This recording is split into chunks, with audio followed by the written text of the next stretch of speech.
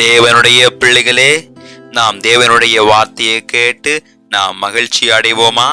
நீ வலது புறத்திலும் இடது புறத்திலும் இடங்கொண்டு பெருகுவாய். ஏசாயா 54:3. தேவனுடைய பிள்ளைகளே, இன்றைக்கு நீங்கள் சிந்தித்துக் கொண்டிருக்கலாம், என்னை எல்லாரும் அவமானப்படுத்துறாங்க, எனக்கு எந்த விதமான வளர்ச்சிகளும் இல்லையே, எனக்கு இவ்வளோ கஷ்டம் ஏன், இவ்வளோ கவலைகள் ஏன், இவ்வளோ நெருக்கங்கள் ஏன்னு நினைத்து கொண்டிருக்கலாம். எந்த பக்கம் பார்த்தாலும் எனக்கு ஆசீர்வாதங்கள் இல்லையே என்று நினைத்து கொண்டிருக்கலாம்.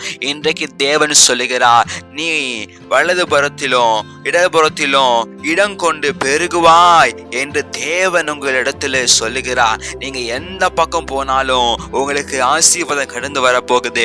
எந்த பக்கம் நீங்க திரும்பினாலும் ஆசீர்வாதம் கடந்து வரப்போகுது. நீங்க இடம் கொண்டு பெருக போகிறீங்க. எல்லா இடத்திலும் உங்களுக்கு ஆசீர்வாதம் கடந்து வரப்போகிறது. நான் இதை விசுவாசிக்கிறேன். தேவன் நிச்சயமாகவே நமக்கு ஆசீர்வாதத்தை கொடுக்க முடியும்னு இயேசுவின் நாமத்தால் நான் விசுவாசிக்கிறேன். நீங்களும் விசுவாசிங்கள். நிச்சயமாகவே தேவன் நமக்காக பெரிய காரியங்களை செய்வார். இயேசுவின் நாமத்தில் பிதாவே, ஆமென், ஆமென்.